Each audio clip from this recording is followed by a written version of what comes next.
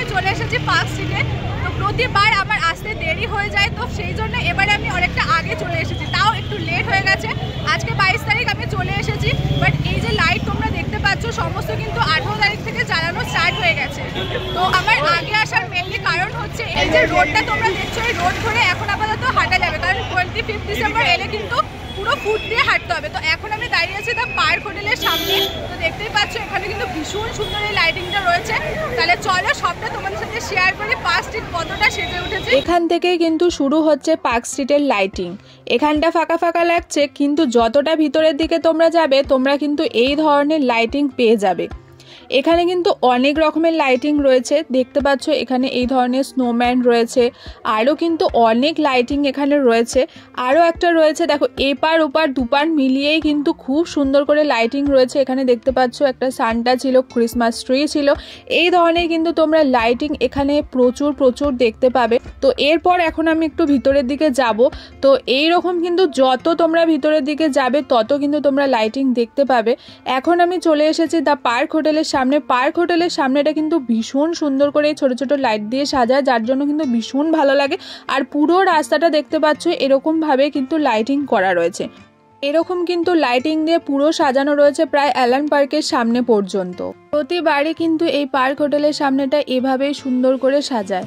আচ্ছা, main road দিয়ে যাওয়া যাচ্ছে ঠিকই, বাট তার সাথে সাথে যদি তোমরা ফুড ধরে হাঁটো তাহলে কিন্তু তোমরা এই ধরনের ফুডের অনেক স্টল পেয়ে যাবে, যেখানে থাকবে হচ্ছে বেকারিস, আর তার সাথে সাথে কিন্তু অনেক রকমের ফ্রাই ফুডও থাকবে।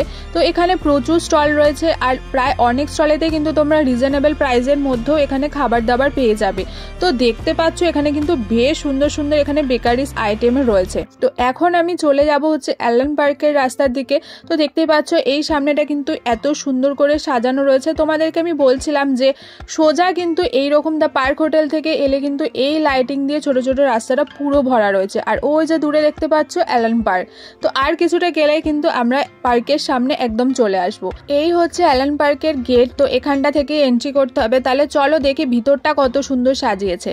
তো ভিতরে এসেই দেখতে পেলাম যে এত সুন্দর সুন্দর লাইটিং দিয়ে সাজানো রয়েছে, আর প্রতিবারই কিন্তু এই গাছের এখানটা দিয়ে খুব সুন্দর করে লাইটিং দেয়, যার জন্য দেখতে কিন্তু ভীষণ ভালো লাগে। আর এই জায়গাটা তো তোমরা সবাই চেনো, ভীষণ একটা ফেমাস জায়গা। তো এখানটাতে কিন্তু প্রতিবারের মতো এইবারও ভীষণ ভিড় রয়েছে। আর এখানে কিন্তু তোমরা এই জায়গাটাও দেখতে পাবে, এখানে কিন্তু যীশু খ্রিস্টের জন্মানোর মুহূর্তটা রয়েছে, যেটা কিন্তু খুব সুন্দর করে সাজায়, প্রতিবারই সাজায়, ভীষণ ভালো লাগে দেখতে। তো দেখতেই পাচ্ছ খুব সুন্দর করে কিন্তু এই জায়গাটা সাজানো রয়েছে। এরকম কিন্তু লাইটিং দিয়ে পুরো পার্ক স্ট্রিট যেটা সেজে উঠেছে, এটা কিন্তু 30 তারিখ পর্যন্ত থাকবে ডিসেম্বরের। তো এখন আমি যাচ্ছি পার্কের একদম ভিতরে। তাহলে চলো পার্কের ভিতরটা থেকে ঘুরে আসি। এখন আমি চলে এসেছি অ্যালান পার্কের ভিতরে। এখানে কিন্তু প্রোগ্রাম হয়, তো এখন যেহেতু একটু বন্ধ আছে সেই জন্য তোমাদের সাথে কথা বলে নিচ্ছি। এই প্রোগ্রামটা কিন্তু রোজই হয়, তো বেশ ভালো লাগে, বেশ জমজমাট। আর এখানটা কিন্তু পুরো লাইট দিয়ে সাজানো রয়েছে। তাহলে এখানে তোমাদেরকে একটু দেখি দিই স্টেজটা, আর তার সাথে সাথে দেখি এখানে কিরকম ভাবে লাইটিং দিয়ে সাজানো রয়েছে।